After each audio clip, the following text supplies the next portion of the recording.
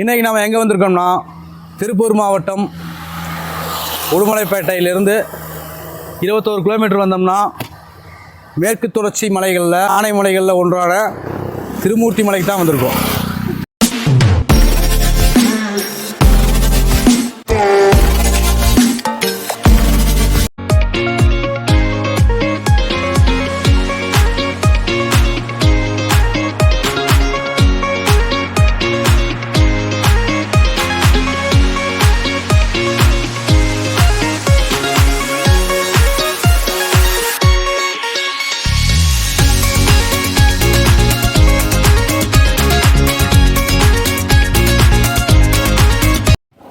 Hi friends, இப்போ நாம் நிற்கிற இந்த இடம் தான் திருமூர்த்தி மலை. 2000 ஆண்டு பழமை வாய்ந்த இடம் இது. மும்மூர்த்திகளும் குழந்தையாக திகழ்ந்த இடம் இது. பார்த்தீங்கன்னா ஃப்ரெண்ட்ஸ், அத்தி மகரிஷியும் அவரது மனைவி அனுஷ்யா தேவியும் தவ வாழ்க்கை மேற்கொண்ட புண்ணிய ஸ்தலம்தான் இந்த திருமூர்த்தி மலை. அத்தி மகரிஷிக்கு மும்மூர்த்திகளையும் குழந்தையாக ஈண்டெடுக்கணும்னு ஆசை இருந்திருக்கு. அந்த டயத்தில் அத்தி மகரிஷி வெளியே போகிற நேரத்தில் அவரது மனைவி அனுஷ்யா தேவி வீட்டில் இருக்கும்போது மும்மூர்த்திகளும் அவங்கக்கிட்ட வந்து எனக்கு நிர்வாணமாக பிச்சை போடுங்கன்னு கேட்டிருக்காங்க.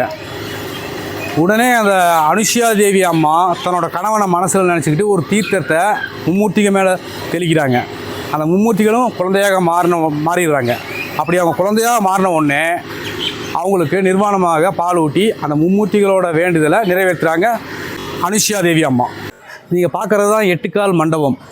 இந்த 8 கால் மண்டபத்துக்கு பக்கத்தில் மும்மூர்த்திகளும் விளையாண்டுருக்க டயத்தில் சஞ்சய் மலையான இந்த மலையிலேருந்து கல் உருண்டு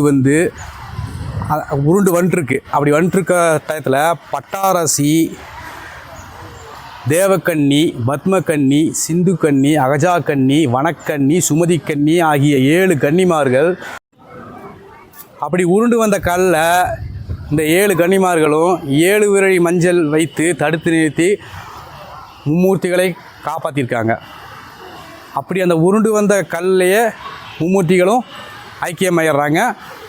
இந்த திருத்தலத்தில் சப்தகனிகளுக்கும் தனி ஆலயம் இருக்குது. இதுதாங்க அமரலிங்கேஸ்வரர் ஆலயம். நீங்கள் பார்த்துட்ருக்கிறது தான் நான் சொன்ன அந்த சஞ்சய் மலையிலிருந்து உருண்டு வந்த பாறை. இந்த பாறையில் பார்த்தீங்கன்னா விஷ்ணு, சிவன், பிரம்மா ஆகிய மும்மூர்த்திகளையும் சிலை வடிவில் இல்லாமல் பாறையில் புடைப்பு சிற்பமாக இருக்கிறது இந்த கோயிலோட சிறப்பம்சம். இப்போ நாம் பார்த்த இந்த நீராடி 7 சப்தகன்னிகளுக்கும் வேண்டிக்கிட்டால் குழந்தை இல்லாதவர்களுக்கும் குழந்தை பாக்கியம் கிடைக்கும் என்பது இந்த தலத்தில் ஐதீகமாக இப்போ வரைக்கும் இருக்குது. இதாங்க அந்த உருண்டு வந்த பாறை. அந்த பாறையில் இருக்க புடைப்பு சிற்பம். நான் சொன்ன அந்த 7 சப்தகன்னிகளும் ஆலயம் இங்கே தாங்க. வாங்க பார்க்கலாம்.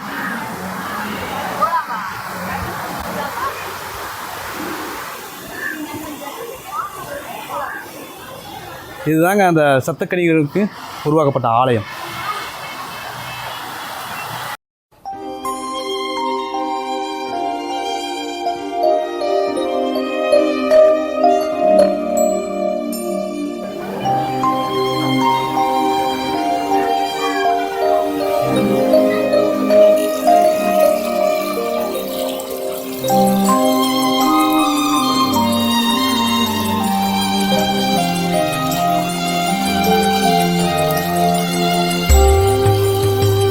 இங்கே வர பக்தர்கள் பார்த்தீங்கன்னா ஃப்ரெண்ட்ஸ், சந்தனம் வாங்கிட்டு வந்து அதை இந்த மேலே இப்படி எரிஞ்சு அது வந்து மும்மூர்த்திகள் நெற்றியில் பட்டால் நம்ம கேட்குற வரங்கள் கிடைக்கும் அப்படிங்கிற மாதிரி ஐதீகம் இருக்குது. மேலேருந்து வரக்கூடிய அந்த பஞ்சலிங்க அருவி வந்து திருமூர்த்தி அணைக்கு போகுதுங்க. இதில் பஞ்சலிங்க அருவிக்கு போகிறதுக்கு நாம் இங்கே தாங்க டிக்கெட் வாங்கணும். இந்த போர்டில் பார்த்தீங்கன்னா வனவிலங்குகளை எதுவும் தொந்தரவு பண்ணக்கூடாதுன்னு எழுதியிருக்காங்க. இப்போ நம்ம எங்கே போகிறோம்னா மேலே இருக்கக்கூடிய பஞ்சலிங்க அருவிக்கு தான் ஃப்ரெண்ட்ஸ் போயிட்டுருக்கோம். இங்கே பார்த்தீங்கன்னா மங்கீஸ் நிறையா இருக்கும். நிறையா கூட்டமாக வாழுதுங்க. இந்த மங்கீஸ் அருவிக்கு போகிற மக்களை யாரையும் தொந்தரவு பண்ணுறதில்ல. நாம் சாப்பிட என்ன கொடுத்தாலும் வாங்கிக்குங்க. நாம் டிக்கெட் வாங்கின இடத்துலேருந்து சரியாக அந்த அருவி 900 மீட்டரில் அமைஞ்சிருக்கு.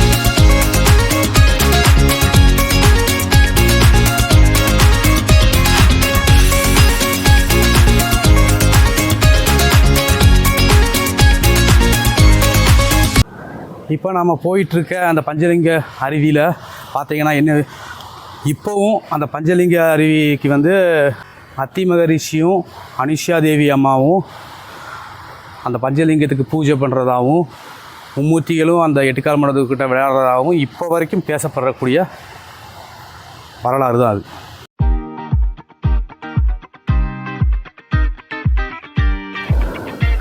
எவ்வளோ ஒரு இயற்கை அழகு பாருங்க.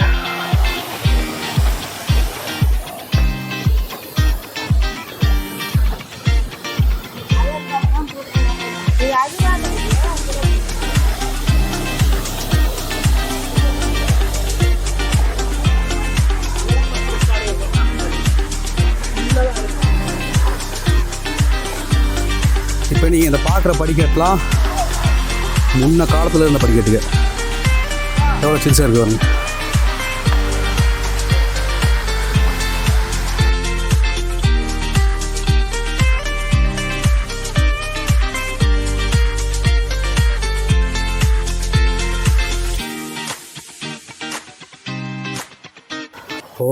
போகிறோம் போயிட்டே இருக்கும் ஃப்ரெண்ட்ஸ்.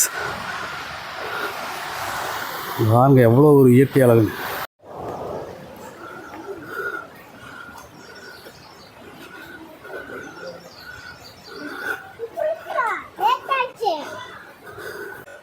பக்கத்தில் வந்துட்டோம்னு நினைக்கிறேன் ஃப்ரெண்ட்ஸ்.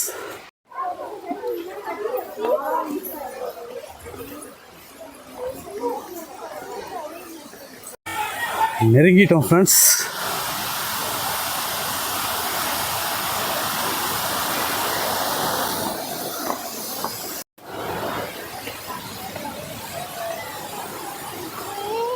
ஒரு வழியாக வந்துட்டோம் ஃப்ரெண்ட்ஸ். பாருங்க எவ்வளோ அழகாக இருக்குங்க இடங்கள்.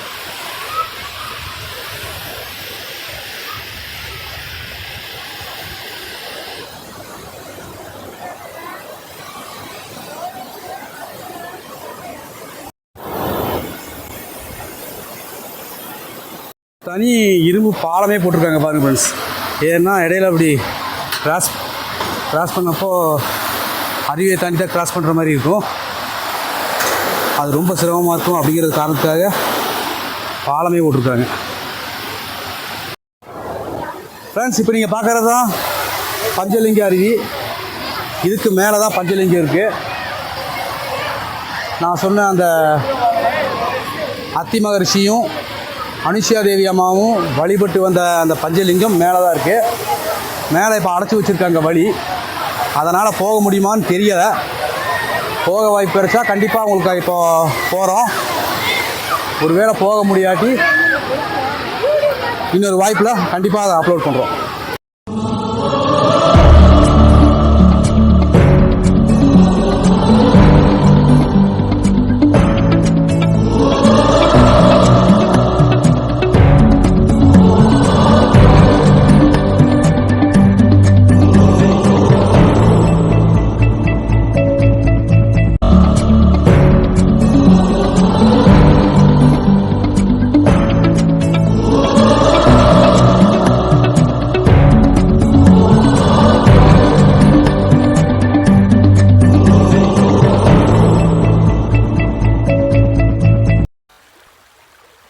Dim tanana dim tanana dim tanana dim tanana dim tanana dim tanana dirana dim tanana dim tanana dim tanana dim tanana dim tanana dim tanana dirana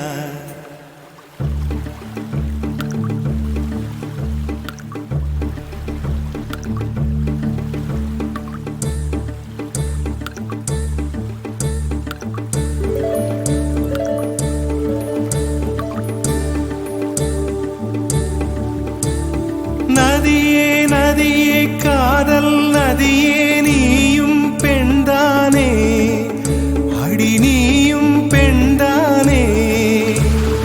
ஒன்றா இரண்டா காரணம் 100 கேட்டால் சொல்வேனே, நீ கேட்டால் சொல்வேனே. தீம் தனன தீம் தனன தீம் தனன தீம் தனன தீம் தனன தீம் தனன திரனா. தீம் தனன தீம் தனன தீம் தனன தீம் தனன தீம் தனன தீம் தனன திரனா. ஒரு வழியாக குளிச்சாச்சுங்க ஃப்ரெண்ட்ஸ். நம்ம மேலே வந்தது 2 விஷயத்துக்காக. ஒரு விஷயம் வந்து இந்த பஞ்சலிங்க அருவியில் குளிக்கணும். இன்னொரு விஷயம் பஞ்சலிங்கம் மேலே இருக்குது. அதாவது இந்த பெண்ட் இருக்கு பாருங்க, இந்த பெண்டில் 100 மீட்டர் உயரத்தில் பஞ்சலிங்கம் வந்து அமைஞ்சிருக்கு. அந்த போர்டை பாருங்கள் நல்லா, அந்த மேலே இருக்க போர்டு. அதில் வந்து பார்த்தீங்கன்னா முக்கிய அறிவிப்புன்னு சொல்லி, அதாவது பிரதி மாதம் பிரதோஷ தினம் சாயந்தரம் 4:30 to 5:30 வரைக்கும் தான் அலௌடு போல். மற்ற நேரத்தில் அலௌடு இல்லைன்னு கோயில் நிர்வாகம் சொல்லிட்டாங்க. அதுக்காட்டி நம்ம மேலே போக முடியல. இந்த தடவை மேலே போக முடியல. கண்டிப்பாக அடுத்த தடவை மேலே போய் உங்களுக்கு அந்த பஞ்சலிங்கத்தை நான் காட்டுறேன். இப்போ வரைக்கும் உங்களுக்கு இந்த வீடியோ பிடிச்சிருக்குன்னு நாங்கள் நம்புகிறோம். அடுத்த வீடியோ இதை விட நல்லா பெஸ்ட்டாக கண்டிப்பாக பண்ணுறோம். நன்றி, வணக்கம். லைக் பண்ணுங்க, ஷேர் பண்ணுங்க, கமெண்ட் பண்ணுங்க, மறக்காம சப்ஸ்கிரைப் பண்ணுங்க, பெல் ஐகானை ஓகே பண்ணுங்க. பண்ணுங்க. Okay, thank you.